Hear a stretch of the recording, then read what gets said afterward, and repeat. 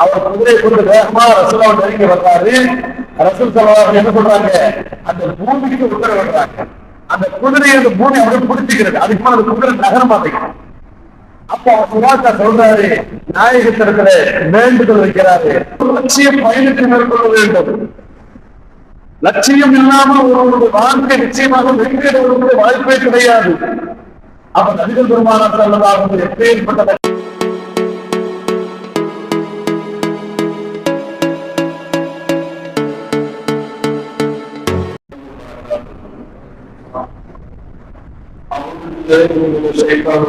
بسم الله الرحمن الرحيم الحمد لله رب العالمين نحمده ونستعينه ونستغفره ونؤمن به ونتوكل عليه ونعوذ بالله من شرور انفسنا ومن سيئات اعمالنا من يهده الله فلا مضل له ومن يضلل فلا هادي له واشهد ان لا اله الا الله وحده لا شريك له واشهد ان سيدنا ونبينا مولانا محمدا عبده ورسوله ارسله بالحق بشيرا ونذيرا بين الانسان من يطع الله ورسوله فقد فاز فوزا عظيما ان الله وملائكته يصلون على النبي يا ايها الذين امنوا صلوا عليه وسلموا تسليما اللهم صل على سيدنا محمد وعلى ال سيدنا محمد وبارك وسلم عليه سبحانك لا علم لنا الا ما علمتنا انك انت العليم الحكيم رب اشرح لي صدري ويسر لي امري واحلل عقدة من لساني يفقهوا قولي وقال الله تعالى في القرآن المجيد بسم الله الرحمن الرحيم إنك لعلى خلق عظيم صدق الله العلي العظيم وصدق رسوله النبي الكريم أما بعد புகழ்ந்தேற்றும் அல்லாஹ்வுக்கு வழிகாட்டுகிறார்கள். அல்லாஹ்வுடைய பேரன்பும் பேரருளும் முன்னேற்றால் என மனிதன் உயிருக்கு உயிரான உயிருக்கு மேலான முத்தம் திருநெறி கண்மணியை காத்தவன் அதே முத்தம் முஸ்தபா ஸல்லல்லாஹு அலைஹி வஸல்லம் அவர்கள் மீதும் அவர்கள் குடும்பத்தார்கள் தோழர்கள் அவரை பின்பற்றி வந்த தாழ்மைகள் சமாதானங்கள் இறைமை செல்வர்களான வழிமாற்றம் நண்பர்கள் நாதாக்கள் இந்த அற்புதமான ஜும்மாவுடைய மஜ்லிஸில் ஒன்று இருக்கக்கூடிய நம்மவர்கள் அனைவர்கள் மீதும் அல்லாஹ்வுடைய பேரன்பும் பேரருளும் இருக்கட்டுமாக. ஆரம்பமாக நம் அனைவருக்கும் இறை அச்சத்தை கொண்டு நிகழாச்சம் மௌத்திற்கு உருவாக கவபா என்ற ஒரு நல்ல நசீபை கொண்டு வந்த அனைவரையும் கொண்டிருக்கிறார்கள். அன்பிற்குரிய பெருமக்களே, அல்லாஹ்வின் நல்லடியார்களே, அல்லாஹ் ரப்பல் ஆலமீன் தனது திருமறையிலே தனது ஹபீப் முஹம்மது முஸ்தபா ஸல்லல்லாஹு அலைஹி வஸல்லம் அவர்களை பற்றி ஒரு உன்னதமான ஒரு உயர்தரமான ஒரு வார்த்தையை சொல்லி அறிமுகப்படுத்திய காரணத்தால் எப்பேற்பட்ட ஒரு நற்குணத்திற்கு சொந்தக்காரரான நபி பெருமானார் ஸல்லல்லாஹு அலைஹி வஸல்லம் அவருடைய வாழ்வியலை எத்தனை கோணங்களில் எத்தனை வகையில் நாம் பிரித்து பிரித்து பார்க்க முடியுமோ அத்தனை வகையில் நாம் பார்க்க முடியும். அது அடிப்படையிலே இன்னக்கல அல்லாஹ் சொல்வதன் அடியில் நபியே, நீங்கள் நற்குணத்தில் உயரத்தில் இருக்கிறீர்கள், மகத்தான நற்குணத்தில் நீங்கள் இருக்கிறீர்கள் என்று அல்லாஹ் சொல்றான். அப்ப அப்பேற்பட்ட மகத்தான நற்குணத்தில் உயரத்தில் இருக்கிறார் என்று சொன்னால் அவர்கள் உங்களுக்காக நம்மிடத்தில் அந்த பண்புகள் வர வேண்டுமா இல்லையா? அதன் அடிப்படையில் தான் கடந்த வாரத்தில் ஒரு செய்தியை பற்றி பார்த்தோம். நபி பெருமானார் ஸல்லல்லாஹு அலைஹி வஸல்லம் அவர்கள் லட்சியங்களை வென்றெடுத்த இளைஞராக எப்படி வாழ்ந்தார்கள்? அவர்களுக்கு நுபுவத்து கொடுக்கப்படும் போது 40 வயது. ஆனால் இங்கு இளமை பருவத்தை பற்றி பேசப்படுகிறது. இளமை பருவத்தை பற்றி பேசப்படுகிறது என்று சொன்னால் அவர்களுக்கு 40ஆம் வயதில் அல்லாஹ் நுபுவத்தை கொடுத்து ஒரு மகத்தான ஒரு பொறுப்பை அல்லாஹ் கொடுத்து விட்டார். அந்த 40 வயதிற்கு மேலிருந்துதான் அவருடைய எல்லா நற்காரியங்களும் ஆரம்பமானது என்று அல்ல, அவர்கள் பொறுப்பிலேயே ஒரு நற்குணத்தின் குன்றாக இருந்தார்கள். அவர்கள் சிறு பிராயத்திலிருந்து அவங்க சாதிக்கின்ற மக்களால் புகழாக கொடுக்கக்கூடிய வகையில் அவர்கள் குணால் செய்து இருந்தது. அப்படிப்பட்ட தருணத்தில் நுபுவத் கொடுப்பதற்கு முன்பாக நபி பெருமானார் ஸல்லல்லாஹு அலைஹி வஸல்லம் அவர்கள் எப்படி லட்சியங்களை வென்றெடுத்து இளைஞராக இருந்திருப்பார்கள். அப்படி இருந்திருக்கிறார் என்று சொன்னால் அதை நாம் தெரிந்து கொள்ள வேண்டுமா இல்லையா?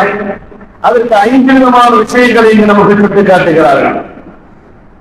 லட்சியங்களை வென்றெடுத்த இளைஞராக நடித்தவர்கள் பரிந்துரைப்பதற்கு காரணம், அவர்கள் முடிவுகளுக்கு காரணம், அவர்களுடைய ஆரம்ப காலகட்டத்திலேயே 5 தன்மைகளில் ஒன்று சமூக பணி, பொது சேவை. இவைகள் அவர்கள் அதிக அக்கறையுள்ளவர்களாக நாட்டமுள்ளவர்களாக இருந்தார்கள். ஏனென்று சொன்னால் ஒரு இளைஞனுடைய விஷயத்தில் தான் ஒரு சமூகத்தினுடைய வழிநாட்டுகளே இருக்கிறது. ஒரு சமூகத்தை இளைஞர்களுடைய உதவியாக தான் கட்டமைக்க முடியும். ஏனென்று சொன்னால் ஒரு இளைஞர்கள் ஒரு வாலிபருக்கு சரியாக இருந்தால் தான் அந்த சமூகம் நன்றாக இருக்கும், அந்த குடும்பம் நன்றாக இருக்கும். அதன் அடிப்படையில் நபிகள் பெருமானார் ஸல்லல்லாஹு அலைஹி வஸல்லம் தன்னிடத்தில் இருந்த பண்புகளில் முதல் பண்பாக அவர்கள் பிறர் விஷயத்தில் அக்கறை கொள்ளக்கூடியவர்களாக, பொதுநலன் சார்ந்த விஷயத்தில் அதிக ஈடுபாடு உடையவர்களாக இருந்தார்கள். அதன் காரணத்தால் சமூக பணியிலே அவர்கள் அதிக ஆர்வம் உள்ளவர்களாக இருந்தார்கள் என்று கடந்த வாரத்தில் அவர்களே பார்த்தோம். அதனை தொடர்ந்து 2வது விஷயம் என்று சொன்னால் சுபஹானல்லாஹ், நபிகள் பெருமானார் ஸல்லல்லாஹு அலைஹி வஸல்லம் அவர்களிடத்தில் இருந்த அற்புதமான பண்பு லட்சிய வாழ்க்கை. ஒரு குறிக்கோள் இருக்க வேண்டும் வாழ்க்கையிலே. எந்த விதமான குறிக்கோள் இல்லாமல் லட்சியம் இல்லாமல் ஒரு மனிதன் வாழ்ந்தார் என்று சொன்னால் வாழ்க்கை தாண்டோட்டத்தனமாக ஆகிவிடும். லட்சிய பயணம் இருக்க வேண்டும். வாழ்க்கையில ஒரு எய்ம் இருக்க வேண்டும். வாழ்க்கையில ஒவ்வொருவரும் வாழ்ந்தது ஒரு டார்கெட். இந்த வயசுக்குள்ள நம்ம இதை சாதிச்சு முடிக்கணும், இந்த வருஷத்துக்குள்ள நம்ம இதை அச்சீவ் பண்ணி ஆகணும். இதுதான் லட்சியத்தின் மருந்து என்று சொல்லலாம். இந்த குறிக்கோள் இல்லாமல் இப்ப 2000 நான் இந்த ஒரு காரியத்தை ஆரம்பிச்சேன், இன்னைக்கு 2025 என்னோட பொசிஷன் இந்த அளவுக்கு ஆயிருக்கு சொன்னா 2000 என்னுடைய மனதிலே நான் விதைத்த லட்சியம். இது போன்ற ஒரு வாழ்க்கையிலே ஒவ்வொருவரும் ஒரு லட்சிய பயணத்தை மேற்கொள்ள வேண்டும். லட்சியம் இல்லாமல் ஒருவருடைய வாழ்க்கை நிச்சயமாக வெற்றியடைய வாய்ப்பே கிடையாது. அப்ப நபிகள் பெருமானார் ஸல்லல்லாஹு அலைஹி வஸல்லம் எப்பேற்பட்ட லட்சியத்தில் இருந்தார்கள். அது சம்பந்தப்பட்ட சில உதாரணங்களை கூட சொன்னோம். எப்படி இந்த உலகத்திலே இந்தோனேசியாவில் ஒரு சகோதரர் வெறும் குறைந்த வயதுடைய அவர் கிட்டத்தட்ட 6 லட்சம் மாணவர்களை கொண்ட எப்படி பாடசாலை நடத்தி வருகிறார். எத்தனையோ பிரான்சஸ், அல்லாஹு அக்பர். அவர்களுடைய வாழ்க்கையிலே எத்தனையோ நூல்களை வெளியிட்டிருக்கிறார். அப்ப இதையெல்லாம் பார்க்கும்போது ஒரு வயசு கிட்டத்தட்ட ஒரு 65-70 வரைக்கும் இருக்கு சொல்லி பார்த்தா ரொம்ப சிறிய வயசு. சிறு பிராயத்திலேயே அவருடைய லட்சியம் அதிகமான மக்களை கொண்டு பாடசாலை நடத்த வேண்டும், அதிகமான மக்களுக்கு இந்த குர்ஆனை கொண்டு போய் சேர்க்க வேண்டும் என்று அவருடைய லட்சியம் இருக்கிறது. இப்ப புகாரில் அஹ்மத் அவர்களுடைய உதாரணத்தையும் பார்க்கிறோம். சிறு பிராயத்திலேயே அவருடைய உள்ளத்தில் ஒரு லட்சியம். எப்படிப்பட்ட லட்சியம்? நாயகம் ஸல்லல்லாஹு அலைஹி வஸல்லம் இந்த ஹதீஸ்களை நாம் பகுக்க வேண்டும், அவைகளை தரம் கொண்டு மக்களிடத்தில் கொண்டு போய் சேர்க்க வேண்டும் என்ற ஒரு வேட்கையின் விளைவுதான் இன்று உலகெங்கிலும் குர்ஆனுக்கு அடுத்த அந்தஸ்திலே ஒட்டுமொத்த மக்களாலும் முஸ்லிம்களாலும் உலமா பெருமக்களாலும் எவ்வளோமிக்க ஒரு நூலாக இந்த புகார் என்ற கிதாப் இருக்கிறது. அப்ப இதெல்லாம் லட்சியத்தின் விளைவுதான். வாழ்க்கையோ ஒரு லட்சியம் சின்ன பிள்ளைங்க நம்ம கேட்கத்தான் செய்யறோம். என்னப்பா வந்து நம்ம சொல்றது அதுக்குத்தான் வீட்டை கொண்டு ஒரு ஆர்வம். இன்னைக்கு தெருவுக்கு 50 இன்ஜினியர் வேலை இல்லை, இன்னொரு வேலையில பார்த்துட்டு இருக்கிறாங்க. அப்போ ஆகமான அளவுக்கு என்ன செய்யணும்? லட்சியத்தை தெளிவு கொடுக்கிற பிள்ளைகளுக்கு நம்முடைய குறிப்புகள் எப்படி இந்த உலகத்தில் நமக்கு பலன் தரணும், மறு உலகத்தில் நமக்கு பலன் தரணும், நமக்கும் அதுக்கு பிரயோஜனமா இருக்கணும், மற்றவர்களுக்கும் பிரயோஜனமாக இருக்கணும். இப்பேற்பட்ட ஒரு லட்சிய பயணம் நாயகம் ஸல்லல்லாஹு அலைஹி வஸல்லம் வாழ்க்கை அப்படித்தான் இருந்துச்சு. ஏனென்று சொன்னால் ஒரு சமூகத்தை கட்டமைக்கக்கூடிய ஒரு தலைவர் இருக்கின்றாரு, அவர் லட்சியவாதியாக இல்லை என்று சொன்னால் சமூகம் சின்னாபந்தமாக ஆகிவிடும். அல்லாஹ் பாதுகாப்பாக. இந்த இஸ்லாமிய சமூகத்திற்கு லட்சியத்தை கொண்ட தலைமைக்கு ஒரு தேடலாகத்தான் இருந்து கொண்டிருக்கிறது. அதனாலதான் இத்தனை விதமான பிளவுகள், இத்தனை விதமான பிரிவுகள். அல்லாஹ் பாதுகாப்பானாக. நபிகள் பெருமானார் ஸல்லல்லாஹு அலைஹி வஸல்லம் வாழ்க்கையில் நடந்த சில முன்னுதாரணங்கள் நமக்கு சொல்லப்படுகிறது. அல்லாஹ் அக்பர். நபிகள் பெருமானார் ஸல்லல்லாஹு அலைஹி வஸல்லம் மக்காவிலிருந்து மதீனாவிற்கு வெளியேறக்கூடிய தருணம். மக்காவிலிருந்து மதீனாவிற்கு வெளியேறக்கூடிய தருணம். அபூபக்கர் சித்தீக் ரலியல்லாஹு அன்ஹு அவர்களோடு சேர்ந்து வெளியேறுகிறார்கள். அப்பொழுது அவர்களை வழிமறித்து, அதாவது சௌர் குகையிலே தங்கி சில நாட்கள் கழித்து அங்கிருந்து வெளியாகி மதீனாவுக்கு செல்லக்கூடிய தருணம். அப்போ சுராக்கா என்று சொல்லக்கூடிய ஒரு குதிரை வீரர் இவர்களை உயிரோடோ அல்லது உயிரில்லா விடுதலையையும் பிடித்து தரக்கூடியவர்களுக்கு சன்மானமாக சிறப்பு ஒட்டகைகள் வழங்கப்படும் என்ற விஷயத்திற்கு ஆசைப்பட்டவனாக இந்த குதிரை வீரர் சுராக்கா என்ன செஞ்சாரு? நாயகத்தை பிடிக்க வருகிறார். நபிகள் பெருமானார் ஸல்லல்லாஹு அலைஹி வஸல்லம் அவர்களை பிடிக்க இயலாத நிலையில அவருக்கு ஒரு கஷ்டம். ஹதீஸ்ல தெளிவா சொல்றாங்க, அவர் குதிரை கொண்டு வேகமா ரசூலுல்லாஹ் நெருங்கி வர்றாரு. ரசூல் ஸல்லல்லாஹு அலைஹி வஸல்லம் என்ன சொல்றாங்க? அந்த பூமிக்கு உத்தரவிடுறாங்க. அந்த குதிரையை அந்த பூமி அவரை பிடிச்சிக்கிறது. அதுக்கு மேல அந்த குதிரை நகர மாட்டேங்குது. அப்ப அவர் சுராக்கா சொல்றாரு, நாயகத்திடத்துல வேண்டுதல் வைக்கிறாரு, என்னைய விட்டுருங்க, என்னைய குதிரையோட என்னைய விட்டுருங்க, நான் உங்களை ஒன்றும் செய்ய மாட்டேன். சரி விட்டுருங்கிறாங்க. பூமி விடுது. மறுபடியும் பிடிக்கிறதுக்கு வேகமா எத்தனைச்சு வர்றாரு. மறுபடியும் பிடித்தாங்க, பிடிச்சிருச்சு. இப்போ அந்த சுராக்கா இந்த குதிரை வீரரை பார்த்து நபிகள் பெருமானார் ஸல்லல்லாஹு அலைஹி வஸல்லம் சொன்னார்கள், சுராக்காவே, பாரசீகத்தினுடைய அந்த ரோம் தேசத்தினுடைய மன்னருடைய காப்பு அணிகலன்கள் இவைகளை உமக்கு அணிகள் எவ்வளவு நன்றாக இருக்கும் தெரியுமா? இது அணிய வேண்டும் என்று உங்களுக்கு ஆசை இல்லையா? கேட்கிறாங்க நபிகள் பெருமானார் ஸல்லல்லாஹு அலைஹி வஸல்லம். ஆச்சரியமாய் போச்சு. ரோம பேரரசர் மன்னர் அணியக்கூடிய அணிகலன்களையா கேட்கிறீங்க? அது எனக்கு தர்றேன்னா நீங்க சொல்றீங்க. ஆமா, நிச்சயமாக உங்களுக்கு கிடைக்கும். என்னை இந்த இடத்துல பிடிக்காம நீங்க அப்படி திரும்பி போயிருங்க. உங்களுக்கு நான் நிச்சயமாக அதை தருவேன். இது நாயகத்தினுடைய முன்னறிவிப்பு செய்தி அல்ல, அல்லது அது சுராக்காவுக்கு சொல்லக்கூடிய ஆசை வார்த்தையும் அல்ல. நாயக கண்மணி ஸல்லல்லாஹு அலைஹி வஸல்லம் அவர்கள் வைக்கக்கூடிய டார்கெட், நாயகம் ஸல்லல்லாஹு அலைஹி வஸல்லம் அவர்கள் வைக்கக்கூடிய லட்சிய பயணம், ஹிஜ்ரத்தின் துவக்கத்திலேயே அவர்கள் எப்பேற்பட்ட ஒரு தூர சிந்தனையோடு இப்பேற்பட்ட வாக்குறுதியை தருகிறார்கள் என்று சொன்னால் நாம் ஆழமாக சிந்தித்து பார்க்க வேண்டிய ஒரு விஷயம் இது. சுப்ஹானல்லாஹ். அவர் ஆச்சரியப்பட்டு நாயகத்தை பிடிப்பதற்காக பிடிக்காத நிலையில் வந்தாலும் கூட நாயகத்தின் வார்த்தையை அவர் நம்பினார்.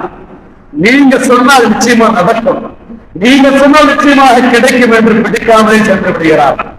நாயகத்தின் மரணத்திற்கு பிறகு அபூபக்கர் அவர்கள் கலீஃபா, அவருடைய மறைவுக்கு பிறகு ஒவ்வொரு அவர்களுடைய கலீஃபாவுடைய ஆட்சி. இந்த காலகட்டத்திலே கிட்டத்தட்ட நாயகம் வாக்கு கொடுத்த மிகச் சரியாக 20 ஆண்டு காலத்திலே ரோம பேரரசனுடைய ஆட்சி அதிகாரம் இஸ்லாமிய சாம்ராஜ்யத்திற்கு வருகிறது. அந்த மன்னருடைய அதிகாரங்கள் எல்லாம் மதீனாவுக்கு கொண்டு வரப்படுகிறது. நாயகத்தின் வார்த்தையை நீட்டிப்பதற்காக, அவருடைய லட்சியம் நிறைவேறிவிட்டது என்று உலகத்திற்கு உலகம் உள்ளவும் நீட்டிப்பதற்காக சுராக்கா இஸ்லாத்தை தழுவிய நிலையில் வருகிறார். அவரை அழைத்து ஒவ்வொரு அவர்களுக்கு நாயகத்தின் வார்த்தையின் அடிப்படையில் அறிவிக்க செய்து அதை செஞ்சாங்க. எல்லோரும் நாயகத்தின் லட்சியத்தை உறுதிப்படுத்தினார்கள். எவ்வளவு விஷயம்! அல்லாஹ் அக்பர். சான்றுகள் இது போன்று நிறைய சாட்சிகள் இருக்கிறது, அத்தாட்சிகள் இருக்கிறது. நபிகள் பெருமானார் ஸல்லல்லாஹு அலைஹி வஸல்லம் அவர்களுடைய மக்காவை விட்டு வெளியேறக்கூடிய இந்த தருணத்திலே அவர்கள் கொலை செய்ய வேண்டும் என்று இருந்த அந்த சூழலிலே அவர்கள் வீட்டை விட்டு வெளியேறிவிட்டார்கள். மக்காவை விட்டு வெளியேற மனம் இல்லை. அவ்வளவு மனபாரம், கண்கள் கண்ணீர். இந்த உலகத்திலேயே எனக்கு பிடித்தமான ஒரு இடம் என்று சொன்னால் அது உன்னுடைய இல்லம் இருக்கக்கூடிய இந்த காபாவை இருக்கக்கூடிய மக்காதான். எனக்கு பிரியமான இந்த மண்ணை விட்டு என்னை வெளியேற்றுகிறாய், உனக்கு பிரியமான ஊரில் என்னை குடியமர்த்து என்பதாக துவா செய்துவிட்டு அந்த காபாவிலே சென்று 2 ரக்காயத்தை தொழுவதற்கு ஆசைப்பட்டார்கள். 2 ரக்காயத்தை தொழுவதற்கு ஆசைப்பட்டார்கள்.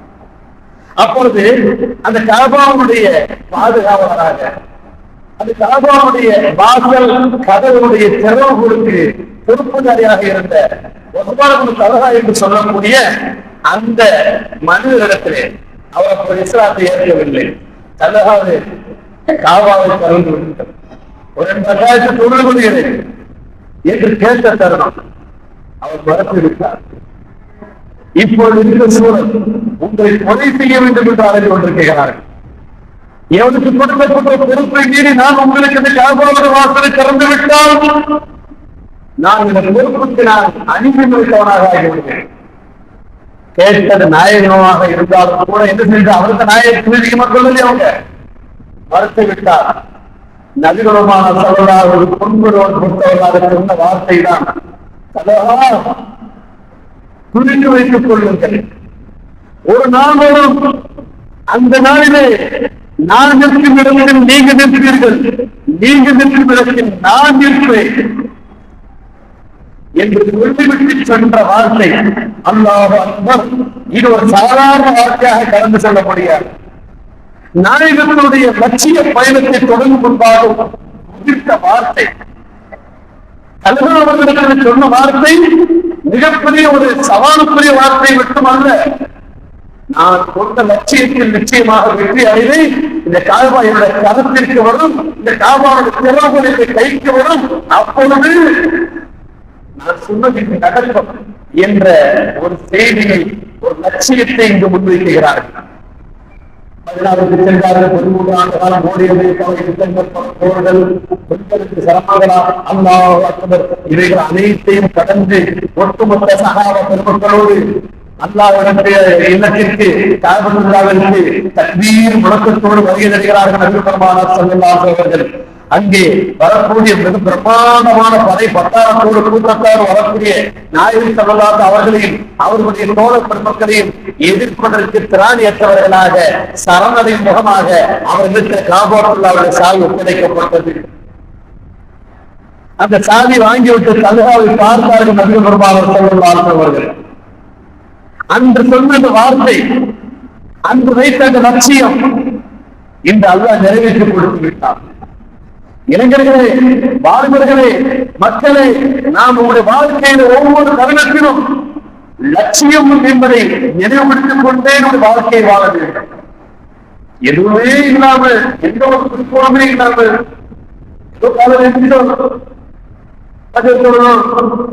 போனோம், சம்பாதிச்சோம், நாட்டை சாப்பிட்டோம், மட்டன் சாப்பிட்டோம், அது நேற்று வந்துருச்சு, சாப்பிட்டோம், படுத்தோம், எந்திரிச்சோம். வாழ்க்கையில நமக்கு மிகப்பெரிய உத்வேகத்தை ஏற்படுத்தக்கூடிய இந்த லட்சியம் தான். இன்னும் சில வாழ்க்கையில் எதுவுமே சாதிக்கிறார். அவர் நபிகள் பெருமானார் ஸல்லல்லாஹு அலைஹி வஸல்லம் அவர்கள் இந்த 2 நிகழ்வுகளின் மூலமாக ஏகப்பட்ட நிகழ்வுகள் உண்டு. ஆனால் இந்த இடத்தில் நாம் பதிவு செய்த 2 விதமான நிகழ்வுகளிலும் மிகப்பெரிய ஒரு விஷயத்தை உலகத்திற்கு உணர்த்துகிறார்கள். இதை நாம் நாயகத்தின் மகத்துவம் உண்மைதான் இல்லைன்னு சொல்ல வரல. நாயகத்தின் முன்னறிவிப்பு அல்லாஹ் அவர்களுக்கு அந்த செய்தியை சொல்ல சொன்னா, அதை நடத்தி காட்டினா முன்னறிவிப்பு நாயகத்திற்கு பிரத்யேகமாக கொடுத்த ஒரு அற்புதம் அல்ஹம்துலில்லாஹ் வாக்கள் தான், உண்மைதான் இல்லைங்கிற. ஆனால் அதையும் தாண்டி நாம் இதை வேறு விதத்திலே கண்டும் காணாமல் கலந்து சென்று விட முடியாது. இதை இப்படி பார்க்க வேண்டும். நாயகம் ஸல்லல்லாஹு அலைஹி வஸல்லம் அவர்கள் வெறும் 13 ஆண்டு காலத்தில் இவ்வளவு ஒரு மாற்றத்தை ஏற்படுத்தினார்கள் என்று சொன்னால் அது லட்சியத்தின் வெளிப்பாடுதான், வேற ஒன்றும் கிடையாது. அல்லாஹ்வுடைய நாட்டம் தான். நம்முடைய லட்சியம் எந்த அளவுக்கு இருக்கிறதோ அந்த அளவுக்கு இபாதத்துக்களை தொழுகையின் மூலமாக, துஆக்களின் மூலமாக அல்லாஹ்விடத்தில் கேட்போம். யா அல்லாஹ், யா அல்லாஹ், இந்த 10 ஆண்டுகளிலே உள்ள வாழ்க்கையில் ஒரு முன்னேற்றம், ஒரு 10 ஆண்டுகளிலே நான் இதை அடைந்து தர வேண்டும், இதற்கு உன்னுடைய உதவி வேண்டும், உதவி வேண்டும். நாம் அல்லாஹ்விடத்தில் கேட்கணும் அல்லவா? இதுதான் லட்சியம். அப்ப நபிகள் பெருமானார் ஸல்லல்லாஹு அலைஹி வஸல்லம் அவர்கள் இளைஞராக இருந்து ஒரு மிகப்பெரிய மாபெரும் புரட்சியாய், ஒரு ரெவல்யூஷன் என்று சொல்லக்கூடிய ஒரு மாபெரும் உலக புரட்சி என்று ஏற்படுத்தி காட்டினார்கள் என்று சொன்னால் அது அவர்கள் ஆள் மனதில் விதைத்து வைக்கிற லட்சியத்தின் வெளிப்பாடுதான். அந்த அடிப்படையிலே நபிகள் பெருமானார் ஸல்லல்லாஹு அலைஹி வஸல்லம் அவர்கள் எதற்காக இந்த லட்சிய பயணத்தின் மூலமாக ஒரு மிகப்பெரிய மாற்றத்தை நமக்கு கொண்டு கொடுத்தார்கள். அதன் அடிப்படையிலே 5 விஷயங்களில் 2 சொல்லியாகிவிட்டது. மூன்றாவது, ஒரு இளைஞரிடத்தில் இருக்க வேண்டிய பண்புகளில் முதலில் சமூக அக்கறை, சமூக பணி. இரண்டாவது லட்சிய வாழ்க்கை. மூன்றாவது நற்குணம் இருக்க வேண்டும். நற்குணம் இருந்தால்தான், இது நற்குணத்தை பற்றி நாம் யாரும் பேசுவதும் கிடையாது, யோசிப்பதும் கிடையாது. நாம் நற்குணத்தில் இருக்கிறோமா என்று கூட நாம் சிந்தித்து பார்ப்பது கிடையாது. எந்த அளவிற்கு என்று சொன்னால், ஒரு மனிதரை அல்லாஹ்விடத்திலே மிகப்பெரிய நெருக்கத்தை ஏற்படுத்திக் கொடுப்பது இபாதத் என்பதையும் தாண்டி, நாளைக்கு நம்முடைய அமல்கள் மீசான் தராசில் நிறுத்தப்படும் பொழுது அது மிகப்பெரிய கனத்தை ஏற்படுத்தக்கூடிய ஒரு காரியம் இபாதத் என்பதையும் தாண்டி நற்குணம் என்று ஒன்று உண்டு. நற்குணம், அந்த நற்குணம் ஒருவரிடத்தில் இருந்தால்தான் அவருடைய விவாதாரத்தினருக்கே மதிப்பு உண்டாகும். தொடர்ந்து நோம்பு வைக்கிறாரு, எல்லாமே பண்றாரு, ஆனா நல்ல பணம் இல்லை, எரிஞ்சு விடுகிறாரு. வாயில பேசுறதெல்லாம் போய் மற்றவர்களை பற்றி சிந்திக்கிறது கிடையாது. யார் எப்படி நாசமா போறாங்க, நம்ம நல்லா நினைக்கிறாரு. இதெல்லாம் நற்குணத்துக்கு ஆப்போசிட் ஆனது. இவர் ஜக்காத் செஞ்சு கொடுத்தாருன்னா, ஹஜ் செஞ்ச ரொம்ப செஞ்சேன்னு. அப்ப இதுல இருக்கிற இபாதத்துக்கள் இருந்தாலும் அந்த இபாதத்துக்களுக்கு ஒரு பொருள் உண்டாக வேண்டும் என்று சொன்னார், அந்த இபாதத்துக்களுக்கு ஒரு கனம் ஏற்பட வேண்டும் என்று சொன்னார், நாயகத்திடத்தில் இருந்த ஒரு நற்குணம் இருக்க வேண்டும். அது அல்லாஹ் நீங்கள் மகத்தான நற்குணத்தை நீங்க இருக்கிறீங்கன்னு அல்லாஹ் சொல்லிட்டாங்க. எவ்வளவு மகத்தான நற்குணம்! அல்லாஹ் அக்பர். விரோதிகள் கூட நேசித்தார்கள், எதிரிகள் கூட விரும்பினார்கள். ஒரு சந்தர்ப்பத்தில் காபத்துல்லாஹை விட்டு வெளியேற்றப்பட்ட அந்த ஹஜர் சொன்ன கல்லு மீண்டும் காபத்துல்லாஹை மிக்ஸ் பண்ணணும்.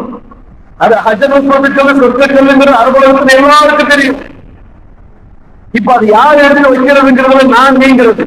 யாராவது விருத்தாங்க, அவங்க பெரிய சமூகம் உயர்ந்த சமூகமாக பார்க்க ஆரம்பிச்சிருவாங்க. அப்படிப்பட்ட ஒரு காலம். அப்ப பல கோட்டர்களுக்கு பற்றிய குழப்பங்களும் சண்டைகளும் பிரச்சனைகளும் இருக்கும் பொழுது ஒரு விஷயத்தை பேசி முடிவு பண்ணாரு. சரி, இது ஒரு முடிவே இல்லையா, சரி ஒரு முடிவு உண்டாக்குவோம்.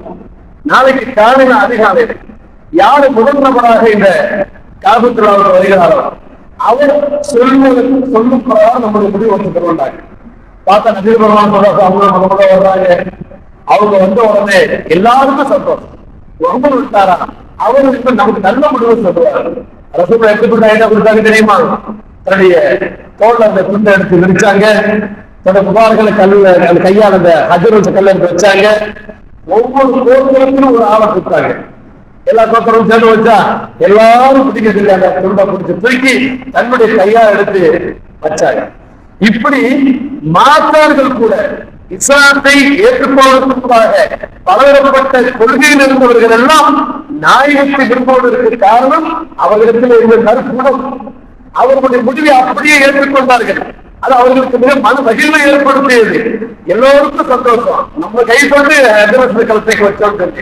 இப்பேற்பட்ட ஒரு நற்குணம் நபி பெருமானார் ஸல்லல்லாஹு அலைஹி வஸல்லம் ஏற்பட்டது. அல்லாஹ் அக்பர். இப்படி ஒரு இளைஞராக இருந்து ஒரு லட்சியத்தோடு இந்த சமூகத்தை வென்றெடுத்து உலக அளவில் ஒரு மிகப்பெரிய புரட்சியை ஏற்படுத்தி நபி பெருமானார் ஸல்லல்லாஹு அலைஹி வஸல்லம் அல்லாஹ் ஒருவரே அவருடைய தூதர் ஸல்லல்லாஹு அலைஹி வஸல்லம் என்ற ஒரு தாத்மீக மந்திரத்தை இன்று உலகத்தில் விதைத்துவிட்டு சென்றார்கள் என்று சொன்னால் அவர்கள் இளமை பருவத்தை எடுத்துக்கொண்ட சமூக பணி, அதற்கு பிறகு அவர்கள் தன்னுடைய வாழ்க்கையிலே நமக்கு முன்னுதாரணமாக வாழ்ந்து காட்டிய லட்சிய வாழ்க்கை, மூன்றாவது நற்குணம், நான்காவது அவர்கள் தன்னிடத்திலே ஒழுக்கத்தைக் கொண்டார்கள். தனிமனித ஒழுக்கம், அடுத்தது இறை அச்சம். இவைகள் அனைத்துமே நாயகத்தில் இருந்த காரணத்தினால் இன்று எப்பேற்பட்ட ஒரு யாராலும் குறை சொல்ல முடியாது என்ற அளவிற்கு உண்டான ஒரு உச்சத்தில் இருந்து இந்த உலக மக்களுக்கு ஒரு உன்னதமான பொது இறைத்தூதராக இருந்து நமக்கு வழிகாட்டுகிறார் என்பதை விளங்க முடிகிறது. அல்லாஹ் ரப்பல் ஆலமீன் நபி பெருமானார் ஸல்லல்லாஹு அலைஹி வஸல்லம் அவர்கள் காட்டி தந்த அத்தனை வழிமுறைகளையும் சிறு சிறிதாக பார்த்தாலே போதும், அதனுடைய வாழ்க்கையை கொண்டு வர வேண்டும் என்ற எண்ணம் வந்தாலே போதும், ஆசைப்பட்டாலே போதும், அல்லாஹ் ரப்பல் ஆலமீன் நிச்சயமாக அதே பாதையை நம்மை வாழ செய்வான். நம்மை வாழ வைப்போம். அல்லாஹ் ரப்பல் ஆலமீன் நபி பெருமானார் ஸல்லல்லாஹு அலைஹி வஸல்லம் அல்லாஹ்வுக்கு உகந்த முறையிலே எப்படி ஒரு வாழ்க்கையை அமைத்துக் கொண்டார்களோ அதுபோல அமைத்துக் கொள்ளக்கூடிய ஒரு வாழ்க்கையை அல்லாஹ் நம் அனைவருக்கும் நசீபாக்கி தந்திருக்கிறானாக. அல்லாஹ் ரப்பல் ஆலமீன் எதை சொன்னதை கேட்டோமோ அப்படி விளங்கி அமைச்சை இருக்கிற நன்மக்களாக மேன்மக்களாக அல்லாஹ் நம் அனைவரையும் கொண்டு கொள்வானாக. அஸ்ஸலாமு அலைக்கும் வரஹ்மத்துல்லாஹி வபரகாத்துஹு.